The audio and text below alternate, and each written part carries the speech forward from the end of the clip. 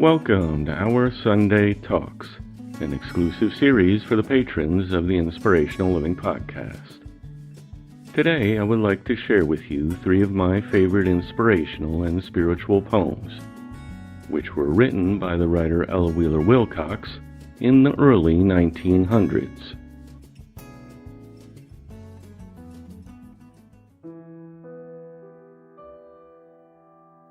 Laugh, and the world laughs with you. Weep, and you weep alone.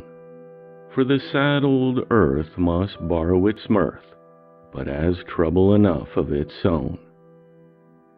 Sing, and the hills will answer. Sigh, and it is lost on the air. The echoes bound to a joyful sound, but shrink from a voicing care.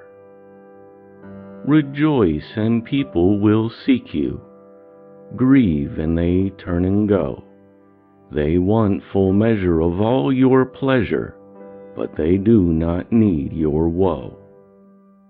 Be glad, and your friends are many. Be sad, and you lose them all. There are none to decline your nectared wine, but alone you must drink life's gall. Feast, and your halls are crowded. Fast, and the world goes by. Succeed and give, and it helps you to live, but no one can help you die. There is room in the halls of pleasure for a long and lordly train, but one by one we must all file on through the narrow aisles of pain.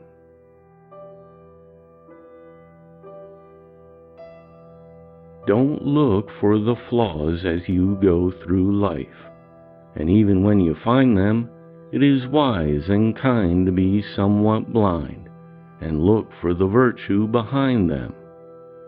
For the cloudiest night has a hint of light, somewhere in its shadow hiding, and it is better by far to hunt for a star than the spots on the sun that is shining.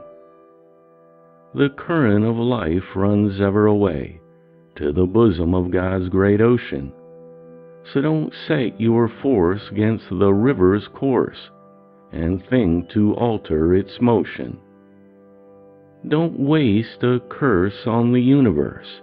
Remember it lived before you, and don't bud at the storm with your puny form, but bend and let it go over you. The world will never adjust itself to suit your whims to the letter. Some things must go wrong your whole life long, and the sooner you know it, the better. It is folly to fight with the infinite and go under at last in the wrestle. The wiser soul shapes itself into God's plan, as water shapes into a vessel.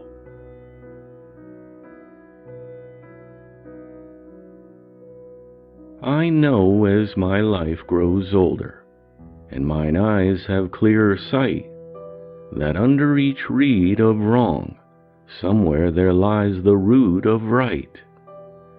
That each sorrow has its purpose, which by the sorrowing is often unguessed.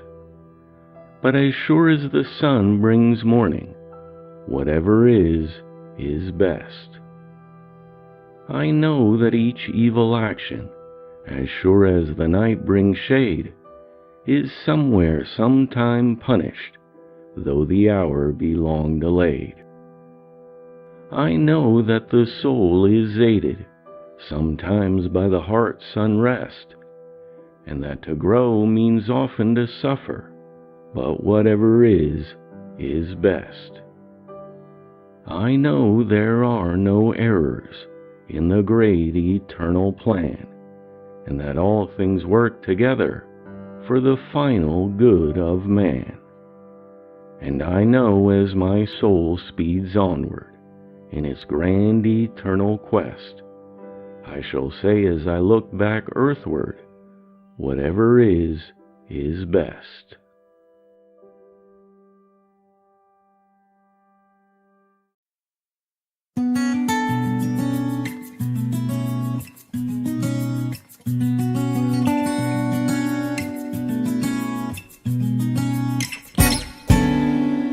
Welcome to the Inspirational Living Podcast, brought to you in part by Book of Zen, makers of wearable inspiration for a better world. Today's podcast has been edited and adapted from the book entitled The Art of Being Alive by Ella Wheeler Wilcox, published in 1914.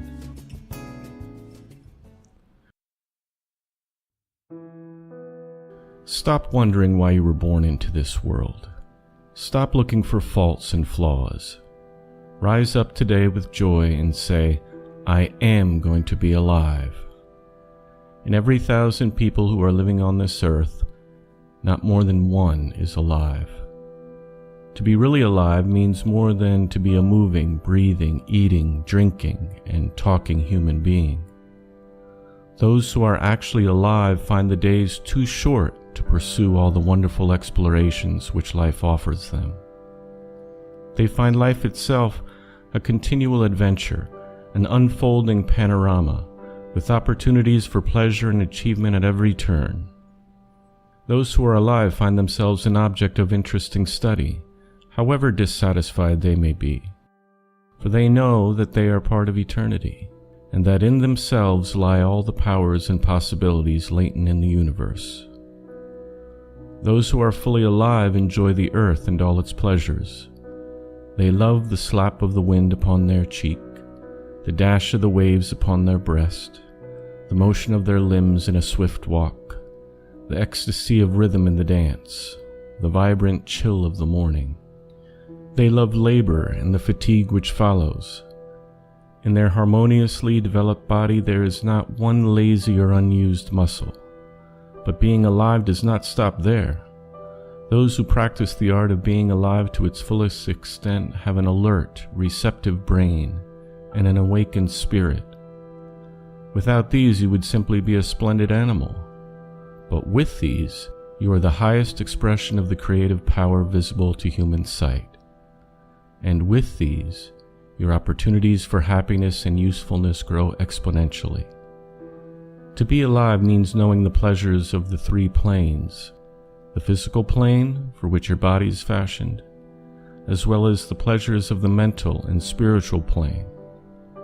The soul who is alive in all these ways radiates light, cheer, sympathy, and helpfulness to all who come within its circle.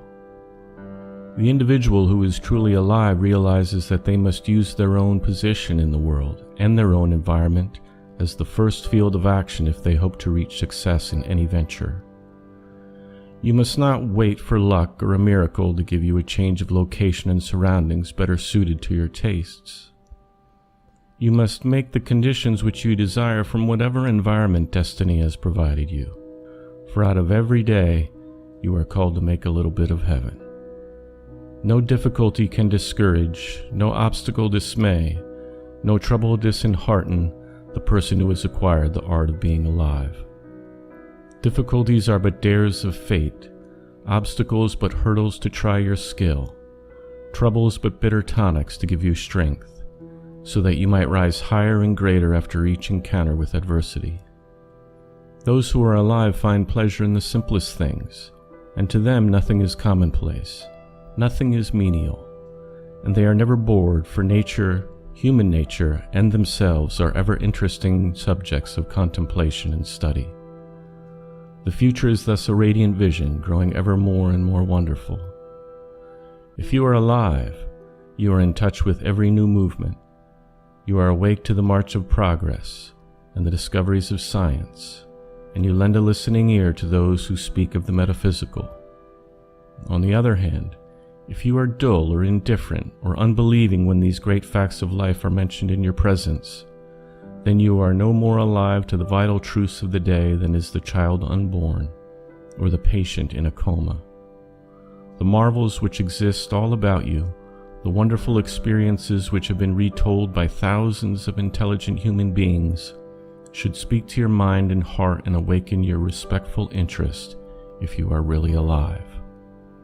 If you are bored with life and work, if you think the years of early youth alone are the happy years, if you believe that sentiment and romance are evanescent feelings, if you find daily life commonplace, if you imagine you are too old or too busy to make something worthwhile of your opportunities, then you are not alive.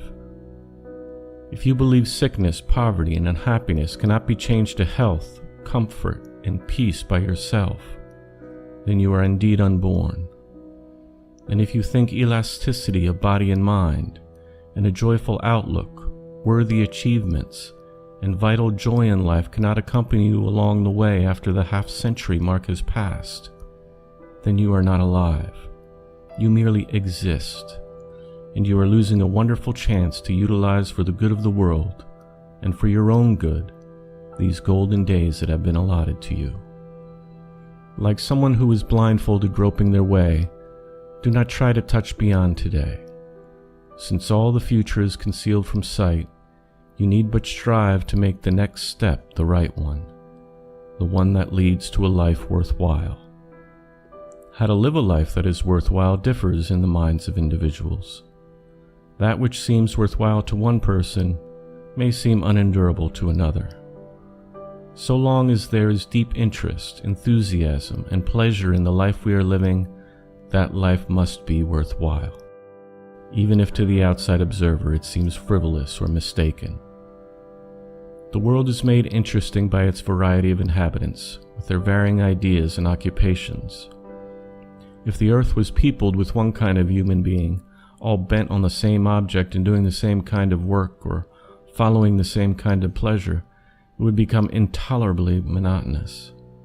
Even the frivolous things, the mistaken things, and the wrong things which people do are sometimes worthwhile, because they lead those who are engaged in them to the knowledge of their worthlessness. Looking back along the road of life, many of us can see where we profited by pursuing the wrong path for a while. We learned that it led to the land of nowhere or into failures and quagmires, and now we are protected from wanting to tread that path again. Not every soul can win the race by always running right.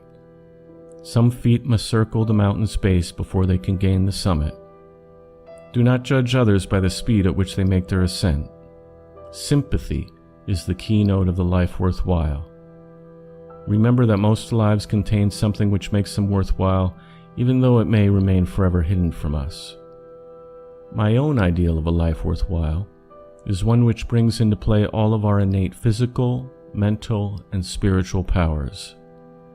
It includes growth along all of those lines, from youthful adolescence to the maturity of age. First of all must come a purpose, an object. It may be the cultivation of a talent, it may be the learning of a trade, it may be the accomplishment of some charitable aim, or the establishment of an ideal home, or the performance of a duty.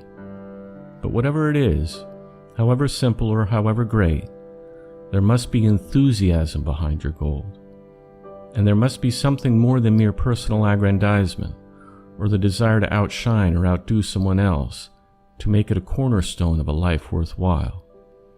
We must also be conscious of the necessity to be as well as to do. So many of us striving to achieve and perfect the work we have chosen to do fail to realize how much more important is the work of perfecting our character. In fact, should that not be considered the real work of a life worthwhile? After all, everything that we do ultimately passes away and is forgotten. However, who you are goes journeying on through a million lives upon a million spheres. Build your work the best you can and may, knowing that all mortal effort ends in dust. But build yourself, not as you may, but must, knowing for good or ill the self must stay. Do you seek wealth? If so, why? Is it so that you can acquire lots of expensive things? Or is it to enable you to make yourself more useful to the world? Are you sure of your own good sense and willpower to be certain that you would live a life worthwhile and use your riches wisely if you attained your objectives? Do you seek fame and glory? For what reasons? Is it so that you may be envied and praised? Or is it so that you might develop the best that lies in you, so that you may be an influence for good in the world? Only as we analyze our motives and bring them to the standard where they can meet the clear eyes of our own conscience can ambition fit into the life worthwhile. Only as we analyze our motives and bring them to the standard where they can meet the clear eyes of our own conscience, can ambition fit into the life worthwhile. All the material things of this life are meant for our enjoyment. However, to live wholly for material pleasures is to stay in elementary school and refuse to progress to the higher grades. The individual who appreciates the physical and mental sides of existence, but takes no interest in spiritual and ethical matters, can never live a truly worthwhile life. Every thought we send from our mind carries with it a certain vibration. Every emotion we conceal in our hearts sends forth its influence. The person who has an awakened consciousness of their own divine inheritance may not speak of it, but they radiate a certain something which may be likened to an ultraviolet light that carries healing and beauty on its beams. The person who is agnostic, indifferent, or an unbeliever in anything beyond this physical plane of existence cannot radiate this light, because they have not provided themselves with the spiritual mechanism which produces the violet rays of the soul. Wealth, education, and position in society may all enable the individual to live a life worthwhile in a broader and more useful sense than the severely disadvantaged person. However, every man and woman, regardless of their circumstances and position in life, has the opportunity to live a life worthwhile, positively impacting the world around them. If you are a victim of failure and are wondering why you have not succeeded as well as many other less deserving people you know, it might be well for you to look back upon your past. It is, of course, easier and more agreeable to lay the blame of all your misfortunes upon fate, but your future will stand a better chance of being brighter if you discover what part of it lies in yourself and learn how to overcome circumstances and change your environment. Perhaps you were meaning to walk the right path, but went astray and fell into patterns of selfishness and vice. Now you don't know the way back and feel that it is too late to try and find the path. But there is never a soul so lost that it cannot get back on the right track. Good fortune follows those who help themselves. Perhaps you have begun 10 things and never finished one, and have formed slipshod methods of thought and action, which are the real cause of all your failures. You can do 20 things passably and nothing well. Yet you wonder why you have never found your place in the world and why your many capabilities have met with such poor reward. You may be one of those people who no sooner begin a piece of work than they are seized with a feverish desire to do something else, and so rush through what you have started at breakneck speed, shortchanging the work in hand for the work in mind. Or still worse, you may be a victim of the "one of these days" and "time enough" mottos. If you have an ambition or purpose in your mind, act upon it at once. There is not an hour to waste. Do something toward a new beginning. Rouse yourself from the lethargy of dreams and make a real start.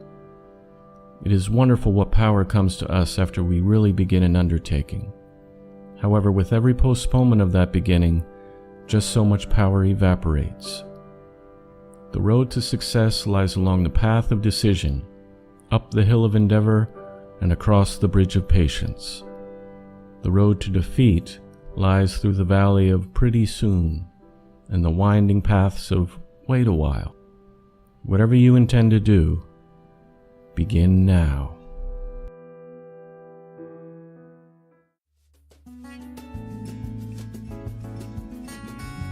The Inspirational Living Podcast is a production of The Living Hour.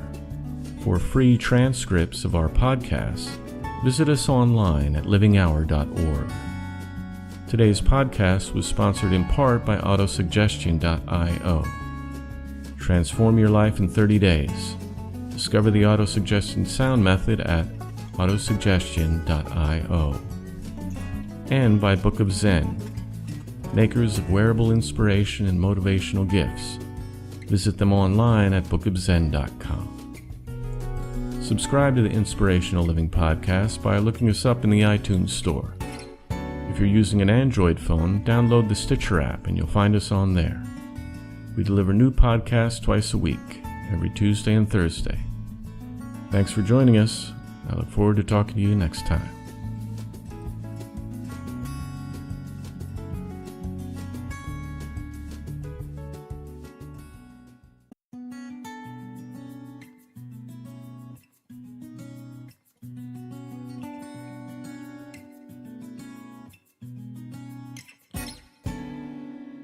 Welcome to the Inspirational Living Podcast. Today I would like to reach back a couple years to one of our earliest podcasts, and one of my personal favorites. It's a reading from Ella Wheeler Wilcox, and an essay that is included in our book Evergreen, 50 Inspirational Life Lessons. You can purchase Evergreen now in ebook and get our second book, Everest, 50 Motivational Life Lessons, for free. To buy your copy, please visit inspirationallifelessons.com. Thank you.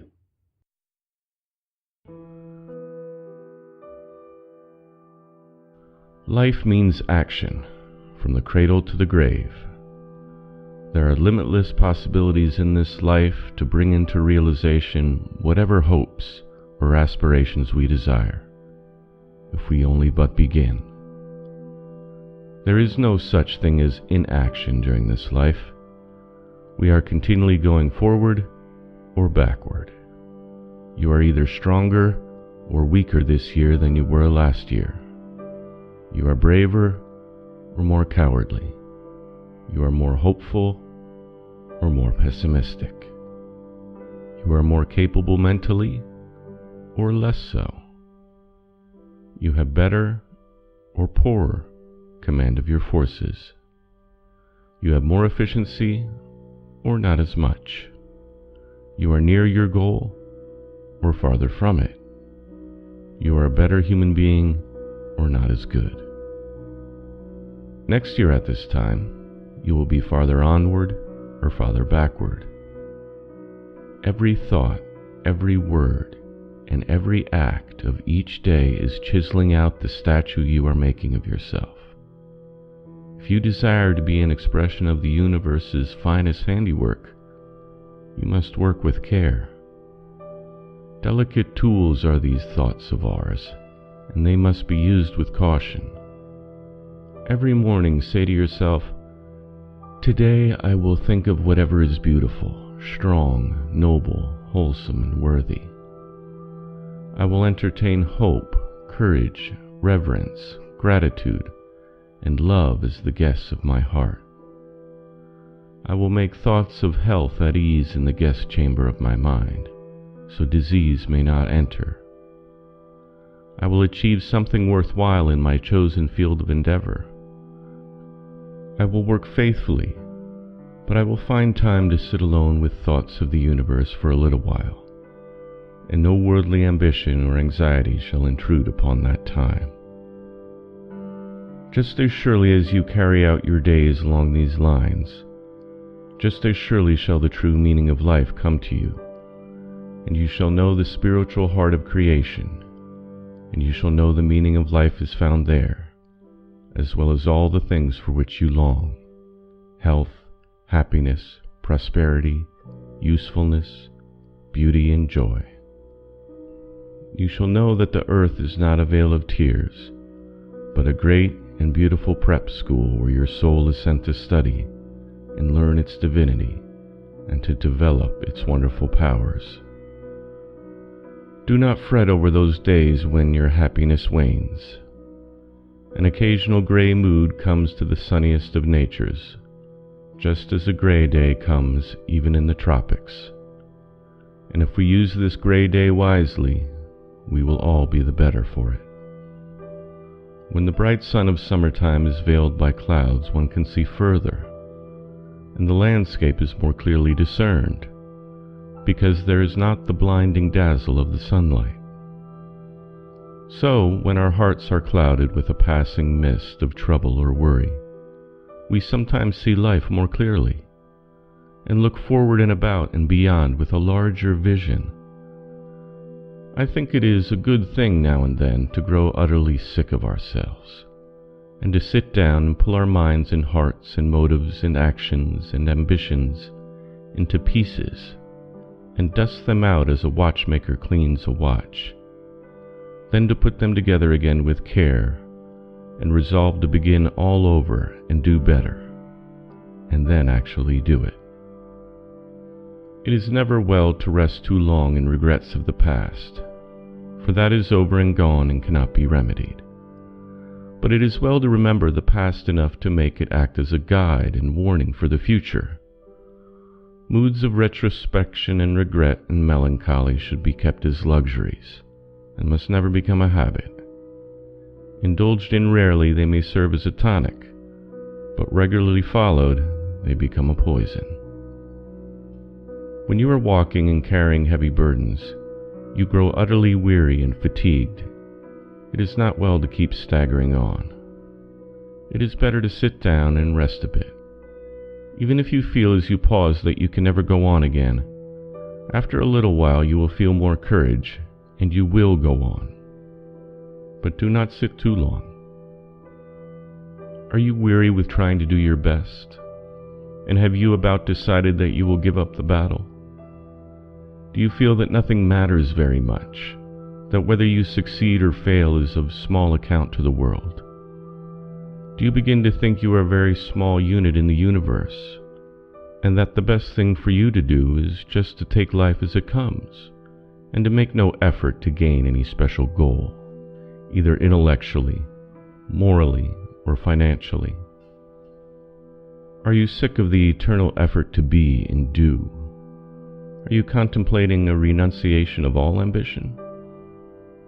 Well, stop and think a bit. What if George Washington had made such a decision in his early youth? Or Martin Luther King? Or Shakespeare? What if Thomas Edison or Steve Jobs had given up the struggle to accomplish anything? How much poorer would we all be for it? It is not merely you yourself who is to be benefited or harmed by your success or failure in life. You are to leave an influence on all who you know, no matter how humble your position may be. Throw a pebble into the sea and watch the disturbance of the waters. Larger and larger grow the circles, and as they fade away invisible to the eye, they are felt by the waves beyond our sight. It is so with each one of us. You are affecting every life you encounter on life's journey to some degree. You will affect lives of beings yet unborn. In what way and through what sources, it is impossible to tell. But, nevertheless, an invisible influence is at work connecting you with other destinies, as by an unseen cord. Think of this when you are discouraged and disheartened, and push ahead. The fountain of happiness lies in the spirit of every one of us. How it flows through us depends on the aqueducts of the heart and mind and their condition. If they are clogged with the mud of gloomy thoughts, or the debris of petty aims or selfish desires, the divine fountain cannot flow and happiness cannot be experienced. Pleasurable emotions of a temporary nature can reach the mind from the outside, but this is not happiness. A new car, a new house, new devices, or a journey will produce a passing delight and gladness. But these feelings subside when the item loses its freshness, when the house and device become old stories, and when the journey is over. Indeed, with the average mind, which depends upon things happening for its enjoyment, the pleasure lies almost wholly in the anticipation. The moment the longed-for event arrives, disappointment arrives also.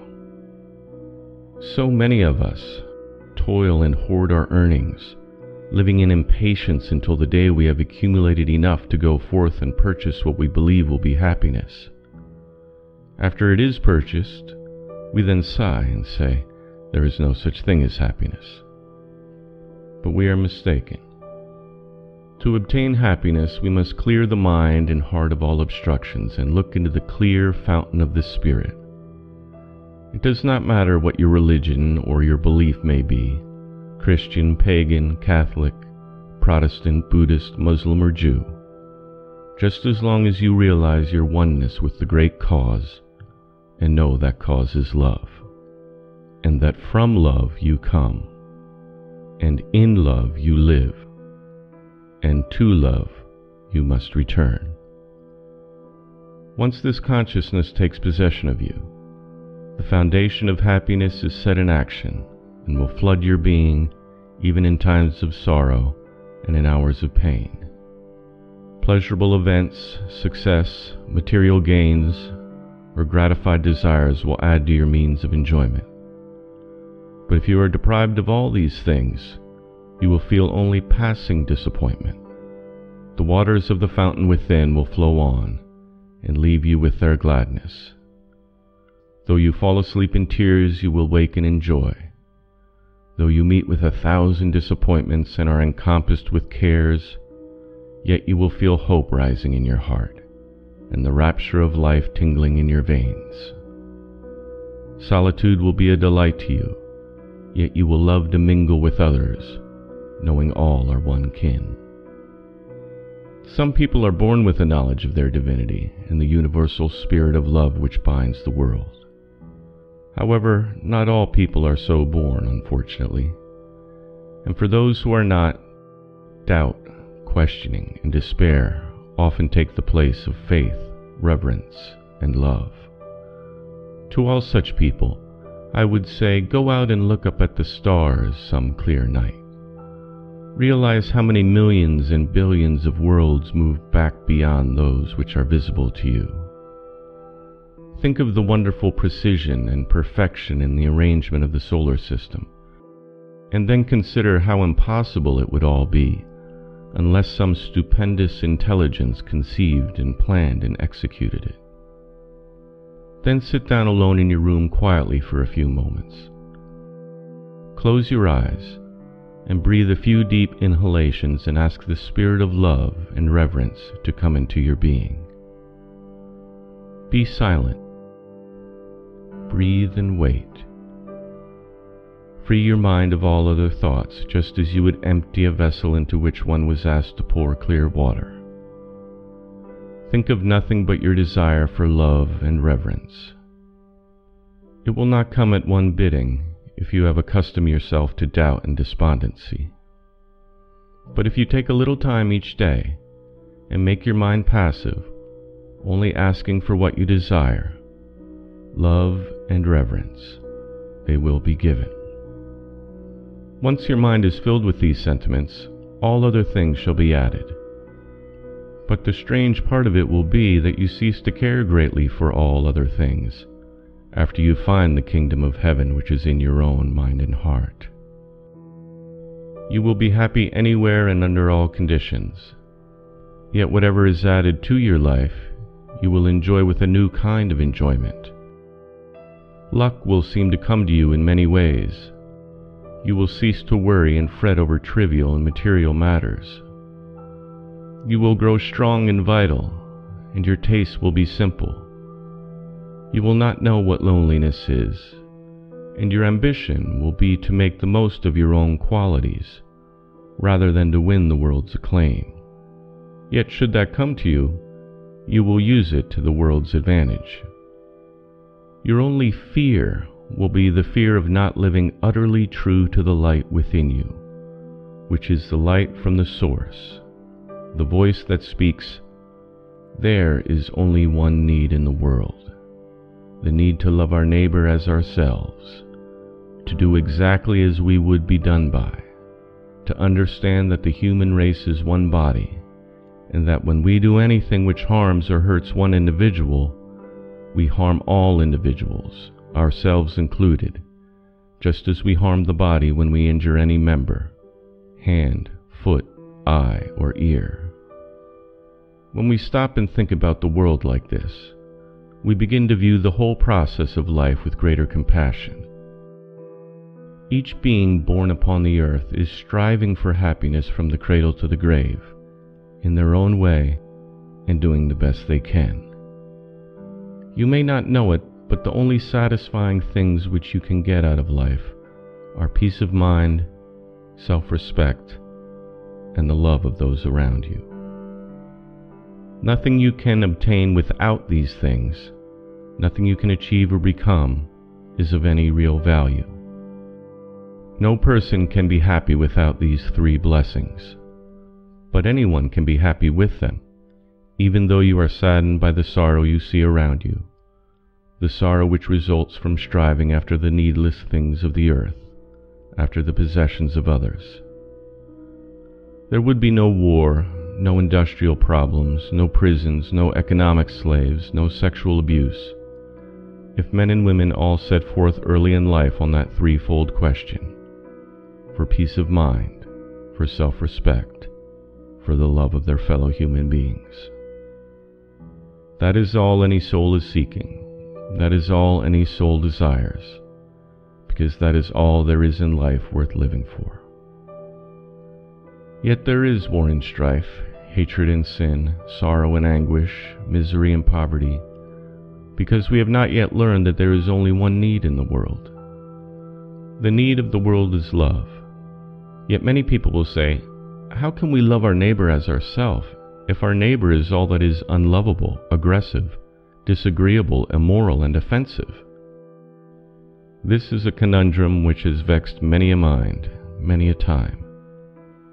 The answer is found by first taking a step back. If we pause to consider the subject dispassionately, we will realize that no sane human being wishes to be disagreeable and unlovable. It is a misfortune brought on by perverted conditions or wrong bringing up, and accentuated by habit. Once we realize this truth, we will be sorry for the person we have been inclined to abhor. And pity, we know, is akin to love. To show generosity toward the miserly, gentleness toward the violent, charity toward the uncharitable, and unselfishness toward the selfish, is to actively take the next step on our spiritual journey. It is what the world needs from every one of us. Let's start today.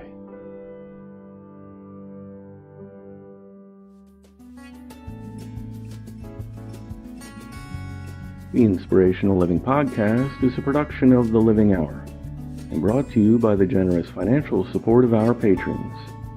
Become our patron for as little as $3 a month to gain access to free transcripts and the series Our Sunday Talks, which features thought-provoking readings on spirituality and spiritual growth. Thanks for listening. I look forward to talking with you next time.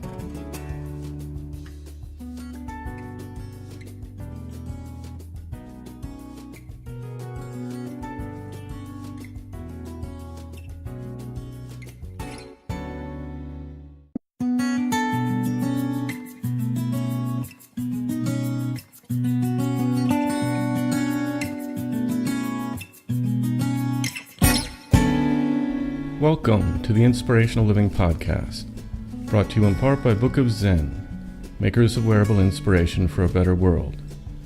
Today's podcast has been edited and adapted from New Thought, Common Sense, and What Life Means to Me by Ella Wheeler Wilcox, published in 1908.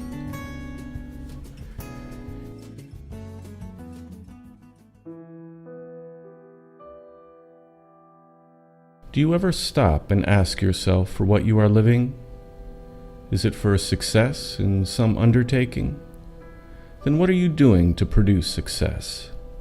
No matter how hard you may be working, unless you are finding pleasure and pride in your work and doing it with cheerfulness, you are not moving forward toward real success. 1 month of such application of your powers will achieve more for you than a year of grumbling, dogged work, done with unwillingness and dislike of the task. Whatever you are doing, reason yourself into a love of your labor until you can leave it for something more agreeable. One excellent way to reason along these lines is to see that every day given to an unpleasant task is bringing it nearer to its completion, when you then can abandon it.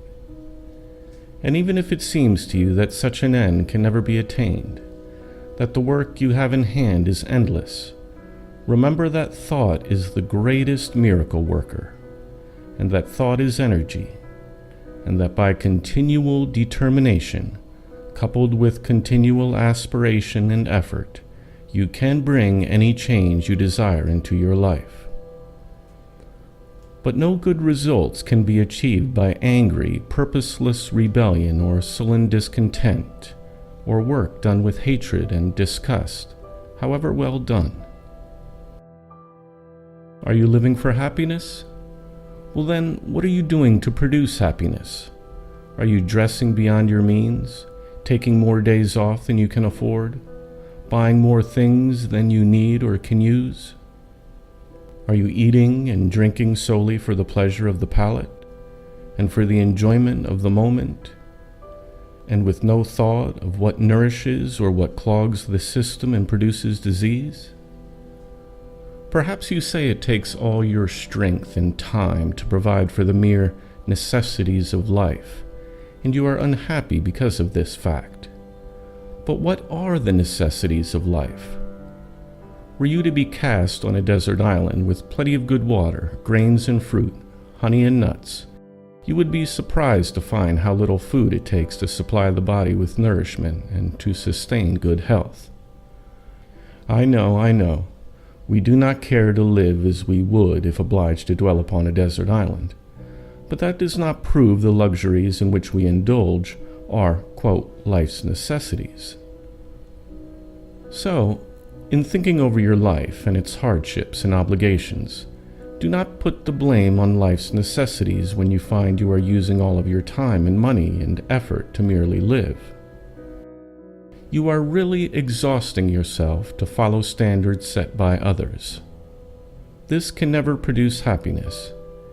If you wear yourself out in the struggle to buy a new car and to sustain one because your neighbors have this luxury, and not because your income and position makes a new car a suitable possession, you will never reach happiness.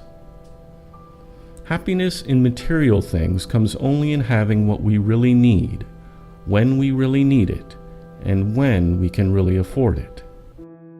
Happiness comes from within the mind, never from without. That is an old statement, but it is eternally true. Happiness comes from self-respect, and self-respect comes from the knowledge that we are living within our means, that we owe no one money we cannot eventually pay, that we are able to enjoy the changing seasons without running out to buy fashionable new clothes, and that we are able to find pleasure in walking when we cannot ride, and in keeping at work when we cannot take a vacation. Happiness lies in the consciousness of the privilege of life. Until you realize, apart from all material considerations, what a privilege life is, you cannot be happy. Think of the countless, extravagantly wealthy people whose lives have been shrouded in scandal, or drug addiction, or some other painful circumstance. Then you will be able to reason out how little wealth has to do with real happiness.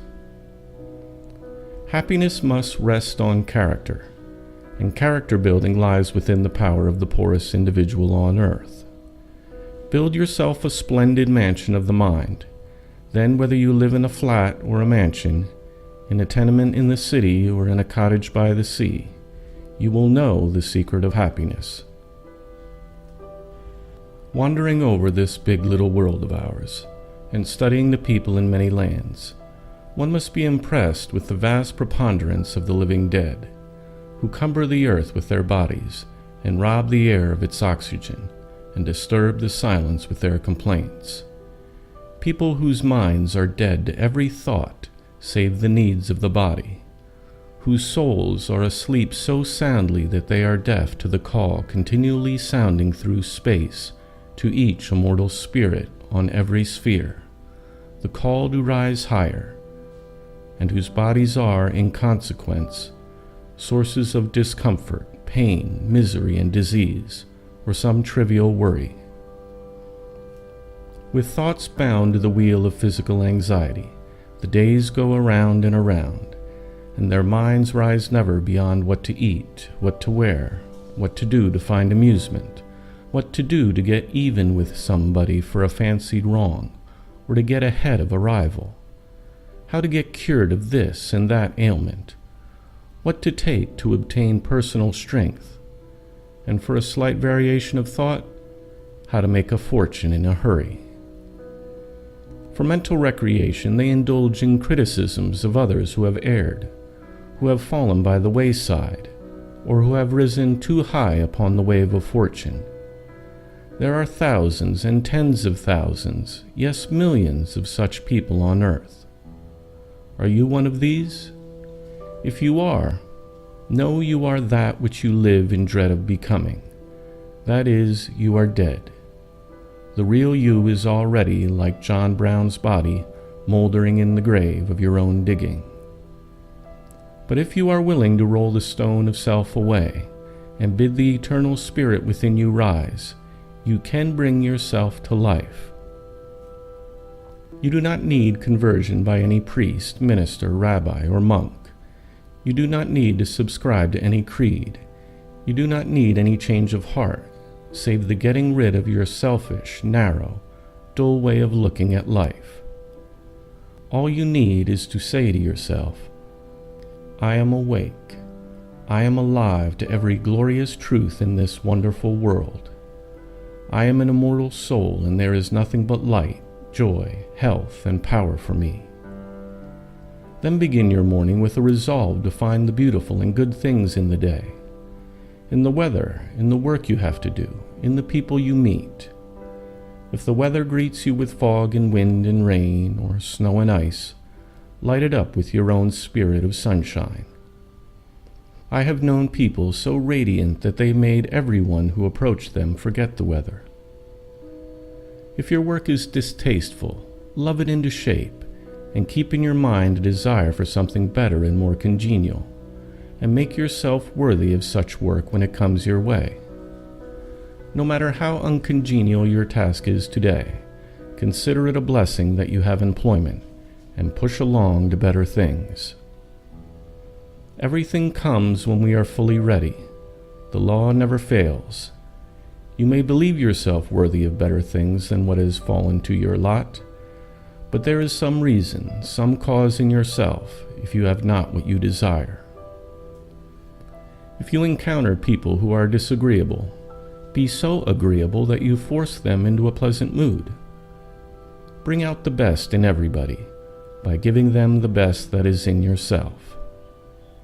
The poet Madeline Bridges put this great truth into these simple words: give to the world the best you have, and the best shall come to you. Just so sure as you live these lines, so sure shall be your reward.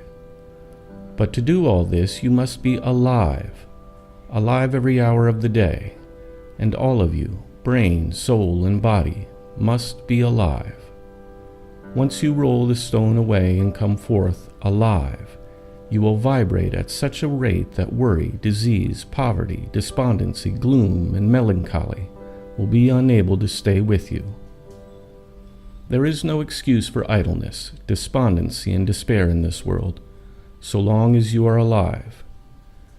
However hopeless the outlook may seem to you, however difficult the path before you, you can find the way to independence and success if you never let go. It may require a long time, but if you had your choice today, to stay in a dark, foggy valley and slowly starve to death, or to climb a steep, long mountain road which required years of endeavor and fatigue, yet led you to comfort and beauty at the top, you would, I am sure, start at once up the mountain. No matter what boulders lay ahead, you would try and climb over them. No matter what wild animals roamed over the mountain, you would face all the trials and dangers sooner rather than stay in the valley and die a slow death.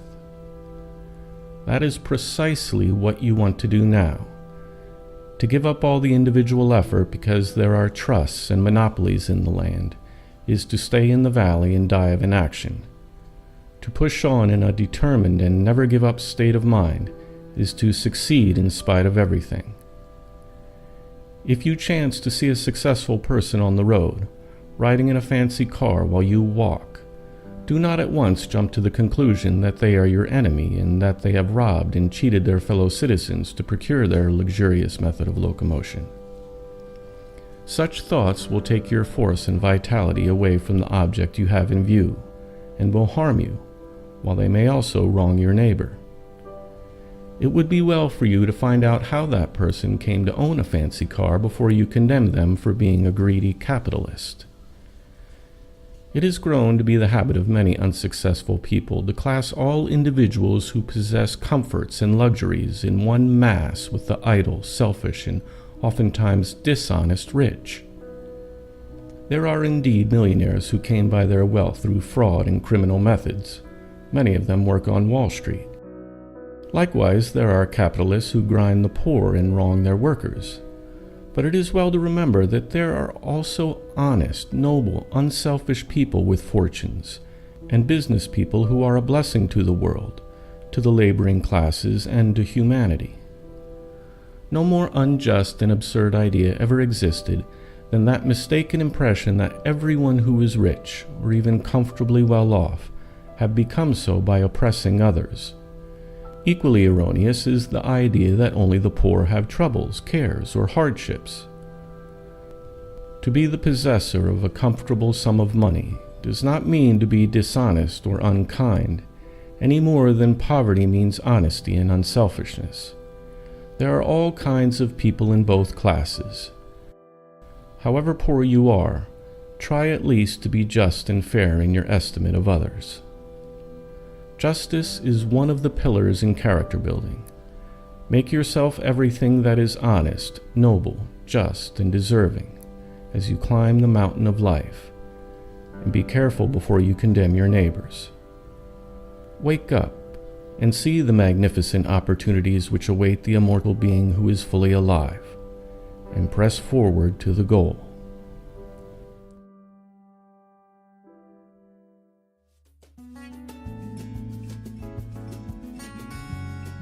The Inspirational Living Podcast is a production of livinghour.org. If you enjoy our podcast, please consider becoming a patron. You can become a patron for as little as $1 a month, which will ensure that we can continue our podcast for years to come. To become a patron, please visit patreon.com. That's patreon.com. Simply do a quick search for the Inspirational Living Podcast at patreon.com to find our Patreon page and learn more, including the free gifts we offer to every patron. Subscribe to our free podcast today at the iTunes Store or at Stitcher.com.